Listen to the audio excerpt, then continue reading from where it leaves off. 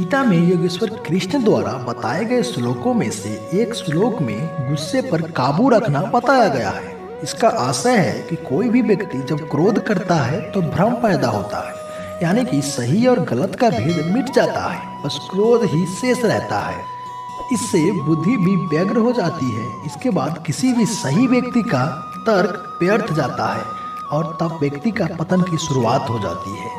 वर्तमान समय में यदि इसकी प्रासंगिकता की बात करें तो किसी भी कार्य को करते समय यदि क्रोध आ जाए तो कार्य प्रभावित होता है। कई बार तो यहाँ तक देखा गया है कि कई लोग क्रोध में आकर अपनी नौकरी, रिश्ते या फिर जिंदगी तक को दांव पर लगा देते हैं। वह अपने क्रोध के दुष्परिणामों के बारे में कभी भी विचार नहीं करते। इसलिए जरूरी है कि जब क्रोध आए तो कुछ क्षण रुककर उसके होने वाले परिणामों के बारे में एक बार जरूर विचार कर ले, इसके बाद ही कोई कदम उठाए। श्री कृष्ण कहते हैं व्यक्ति को ज्ञान और कर्म दोनों को एक समान रूप से देखना चाहिए, यानी कि एक ही नजरिया रखनी चाहिए। वर्तमान समय में यदि इसकी प्रासंगिकता को देखें तो कई बार ऐसा देखने और सुनने में आता है कि व्यक्ति बातें तो बड़ी बड़ी कर्म प्रधान की करता है, लेकिन जब खुद वह स्थिति में होता है तो वह उन्हें भूलकर जो खुद को अच्छा और सही हो बस वही करता है, फिर चाहे उसके लिए वह अनजाने में दूसरों का अहित कर रहा हो। इसलिए ज्ञान और कर्म दोनों को सदैव एक ही समान नजरिया से देखना चाहिए। कर्म वही करे जिसकी इजाजत ज्ञान देता है। इस तरह से व्यक्ति सही और गलत और पाप और पुण्य के बीच का फर्क आसानी से समझ सकता है। श्रीमद् भगवत गीता के एक श्लोक में योगेश्वर कृष्ण ने बताया है कि व्यक्ति का अपने मन पर नियंत्रण जरूर होना चाहिए। वह अर्जुन से कहते हैं कि मन अत्यंत चंचल होता है, इस पर विराम लगाना मनुष्य की जिम्मेदारी होती है, अन्यथा यह तो अपनी ही गति से चलता रहता है।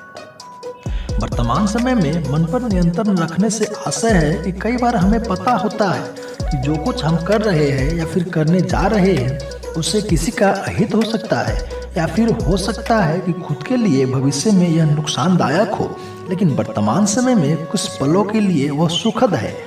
मन की चंचलता के चलते व्यक्ति जानते हुए समझते हुए भी कई बार गलत कदम उठा लेता है।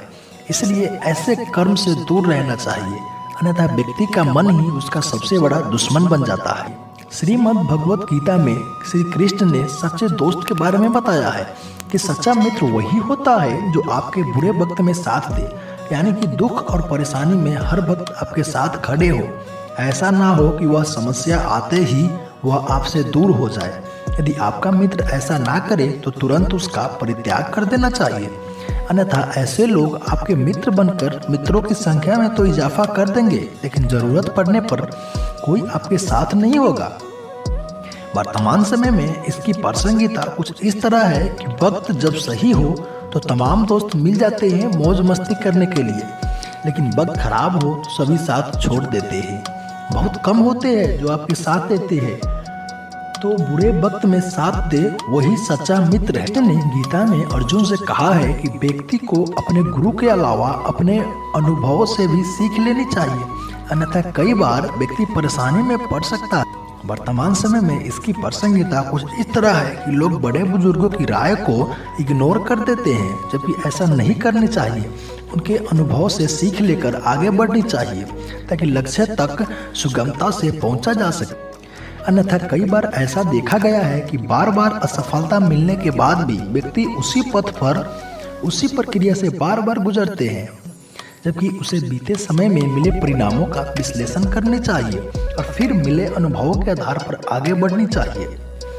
श्रीमद् भगवत गीता में श्री कृष्ण अर्जुन को बताते हैं कि मोह को बजाय सत्य को जानने की प्रयास करनी चाहिए, यानी कि शरीर एक दिन नष्ट हो जाएगा तो इसका मोह त्याग दे और समाज और धर्म की स्थापना के लिए जो भी बेहतर से बेहतर कर सकते हो उसे करने में कोताही ना बरते।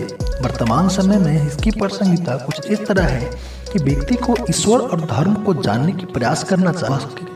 ऐसा करने से वह कभी भी किसी भी गलत दिशा में नहीं जाएगा, साथ ही वह धर्म और ईश्वर को जानते समझते हुए कार्य करेगा। ऐसे में उसके सफल होने की संभावना काफी अधिक होती है। आई होप कि आप सबको ये वीडियो अच्छा लगा हो। अगर अच्छा और फलदायक लगा हो तो वीडियो को लाइक करके चैनल को सब्सक्राइब कर दीजिए। जय श्री कृष्ण। फिर मिलते हैं दूसरे किसी वीडियो में।